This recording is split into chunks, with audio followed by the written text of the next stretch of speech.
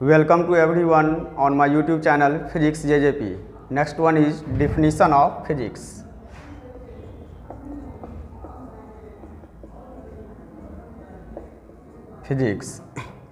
Physics science का वो part है, वो भाग है, वो शाखा है जिसमें हम लोग प्राकृतिक और प्राकृतिक में होने वाली घटनाओं के बारे में स्टडी करते हैं। फिजिक्स साइंस का वो ब्रांच है जिसमें हम लोग प्राकृतिक और प्राकृतिक में होने वाली घटनाओं के बारे में स्टडी करते हैं। It is a branch of science in which we study about the nature and natural phenomenon.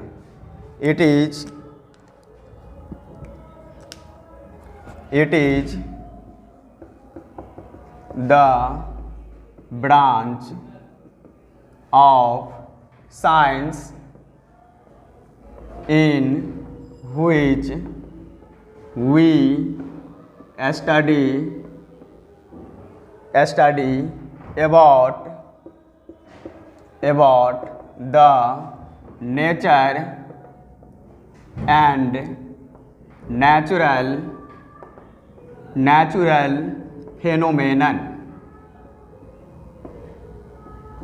phenomenon। Physics science का वो पार्ट है, वो भाग है, वो शाखा है, वो ब्रांच है जिसमें हम लोग प्राकृतिक और प्राकृतिक में होने वाली घटनाओं के बारे में स्टडी करते हैं। Next one is physical quantity.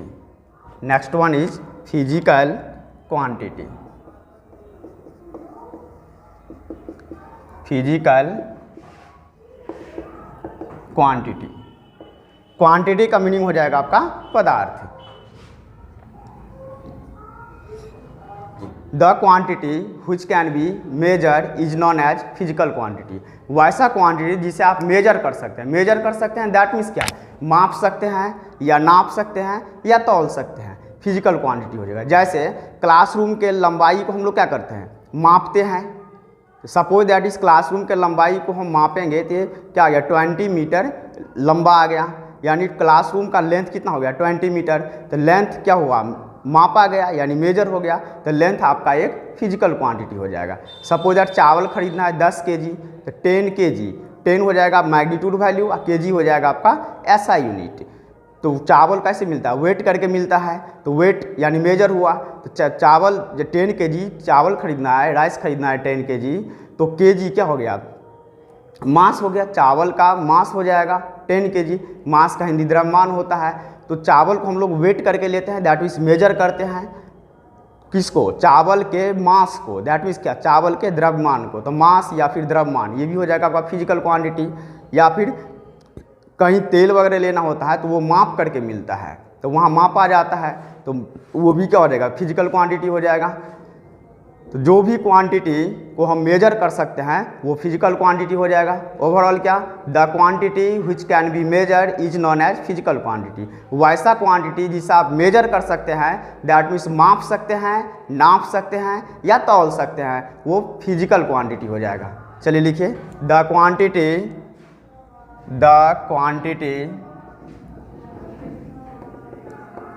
quantity which can be measured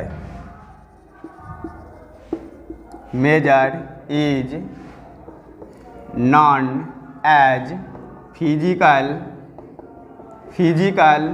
quantity। Example में लिख लीजिए। एग्जाम्पल में आ जाएगा mass, comma length, comma time, comma temperature etc। ये सब क्या आपका फिजिकल क्वांटिटी है। नेक्स्ट हेडिंग आपका types of physical quantity. Types of physical quantity. Physical quantity mainly आपका 3 टाइप का हो जाएगा। नंबर फर्स्ट है स्केलर क्वांटिटी।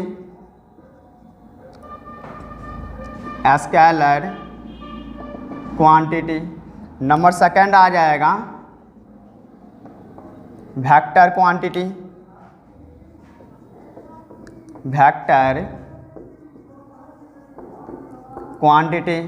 और नंबर थर्ड में आ जाएगा tensor quantity. Tensor, tensor quantity, torsion quantity. अब इसमें वन बाय वन हम लोग तीनों पढ़ेंगे। नेक्स्ट है आपका स्केलर क्वांटिटी। नेक्स्ट हेडिंग बनाएंगे स्केलर क्वांटिटी। नेक्स्ट टॉपिक आपका scalar quantity.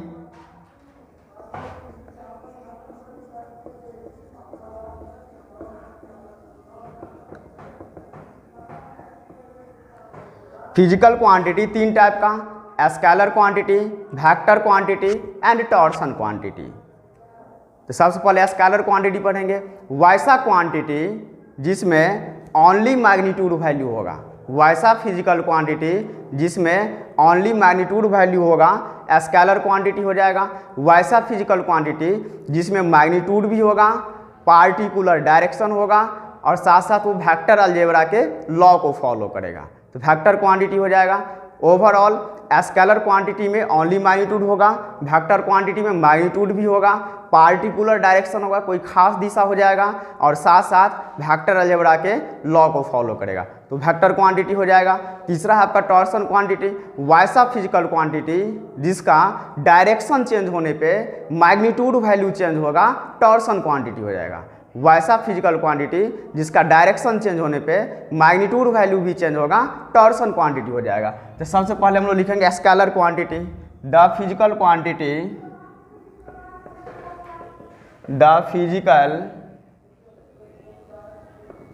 Quantity which is having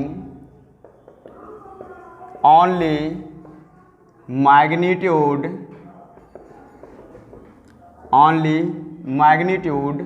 is known as scalar quantity, scalar quantity। वैसा फिजिकल क्वांटिटी जिसमें ओनली मैग्नीट्यूड वैल्यू होगा स्केलर क्वांटिटी हो जाएगा। इसके एग्जाम्पल का बात करेंगे। एग्जाम्पल में लिखिए mass, comma length, comma time, comma distance etc। ये सब वैसा क्वांटिटी है जिसमें ओनली मैग्नीट्यूड वैल्यू होता है, तो जिसमें ओनली मैग्नीट्यूड वैल्यू हो जाएगा होगा वो स्केलर क्वांटिटी हो जाएगा। नेक्स्ट लिखिए वेक्टर क्वांटिटी, वेक्टर क्वांटिटी।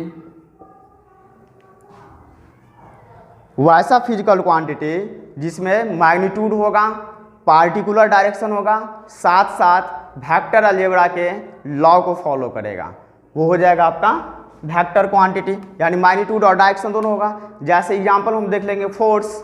तो फोर्स में क्या होता है, कोई ऑब्जेक्ट पर आपको फोर्स लगाना है तो उसके पहले से डायरेक्शन असाइन हो जाता है, इस डायरेक्शन में हम फोर्स लगाने जा रहे हैं, यानी मैग्नीट्यूड और डायरेक्शन दोनों आ गया, तो क्या हो गया वेक्टर क्वांटिटी हो गया। फोर्स आपका वेक्टर क्वांटिटी हो गया। जैसे डिस्प्लेसमेंट, डिस्प्लेसमेंट स्टार्टिंग पॉइंट और एंडिंग पॉइंट, दैट मीन्स क्या इनिशियल पोजीशन और फाइनल पोजीशन के बीच का जो शॉर्टेस्ट डिस्टेंस होता है वो आपका डिस्प्लेसमेंट होगा।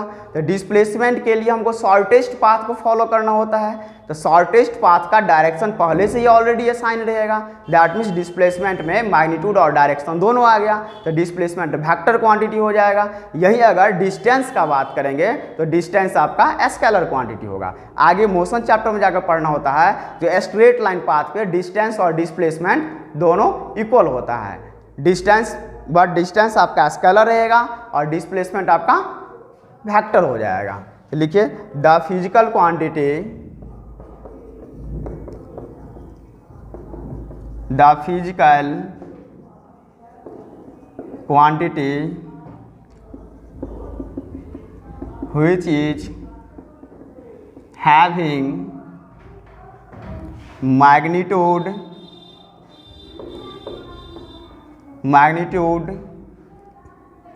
comma particular direction, particular मतलब क्या कोई खास direction, particular direction, the physical quantity which is having magnitude comma particular direction as well as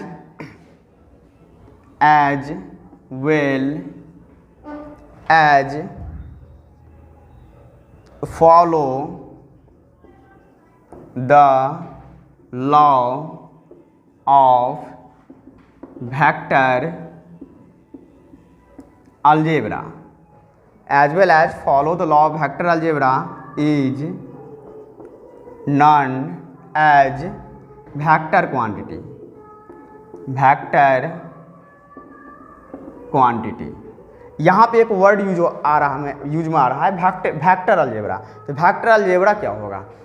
algebra 3 type का होता है। बचपन से जो पढ़ते हैं एडिशन, सब्ट्रैक्शन, मल्टीप्लिकेशन, डिवीजन, ये सब सिंपल अलजेब्रा में आ जाएगा। 2 + 2 = 4 हो जाएगा, 3 + 2 = 5 हो जाएगा, 8 - 2 = 6 होगा। ये सिंपल अलजेब्रा में था। 11th-12th में आकर के वेक्टर चैप्टर में वेक्टर अलजेब्रा पढ़ना होता है। तो वेक्टर अलजेब्रा में हम लोग पढ़ेंगे, वेक्टर अलजेब्रा में 3 चीज़ पढ़ना होता है mainly, addition of vector, subtraction of vector and multiplication of vector. तो वेक्टर अलजेब्रा में एडिशन ऑफ वेक्टर 2 लॉ से होता है, ट्रायंगल लॉ से, पैरेललोग्राम लॉ से, साथ साथ पॉलीगन लॉ भी आता है। सब्ट्रैक्शन के लिए भी आगे यूज होता है, ट्रायंगल और पैरेललोग्राम लॉ को यूज करके ही वेक्टर को सब्ट्रैक्ट भी करते हैं।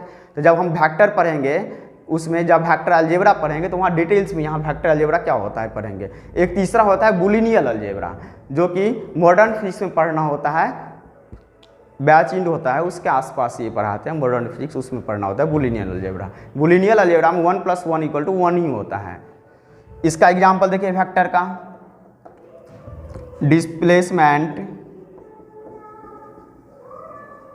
Displacement comma velocity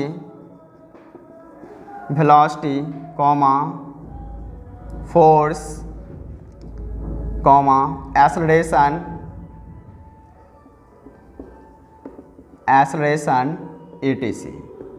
etc। Main रूप से यूज में आएगा आपका स्केलर क्वांटिटी और वेक्टर क्वांटिटी। ये जो वेक्टर आप देख रहे हैं, वेक्टर चैप्टर ही हमको पढ़ना है, जो बहुत ही इंपॉर्टेंट होता है, जिसको यूज करके हम लोग न्यूमेरिकल क्वेश्चन सॉल्व करते हैं। 12th का भी बहुत सारा चैप्टर वेक्टर पे बेस्ड होता है। तो आगे के वीडियो में वेक्टर का वीडियो मिलेगा नेक्स्ट क्लास में। एक तीसरा था आपका टॉर्सन क्वांटिटी, वैसा फिजिकल क्वांटिटी जिसका डायरेक्शन चेंज होने पे मैग्नीट्यूड वैल्यू चेंज हो जाएगा, टॉर्सन क्वांटिटी हो जाएगा। लिख लीजिएगा आप लोग हेडिंग लेकर के, अपना लैंग्वेज लेकर के, वैसा फिजिकल क्वांटिटी जिसका डायरेक्शन चेंज होने पे मैग्नीट्यूड वैल्यू भी चेंज होगा, क्या हो जाएगा? Tensor quantity. टॉर्सन क्वांटिटी का एग्जांपल है आपका moment of inertia. Torsion quantity, चलिए एग्जांपल डायरेक्ट लिख देता हूँ। टॉर्सन क्वांटिटी का एग्जांपल मोमेंट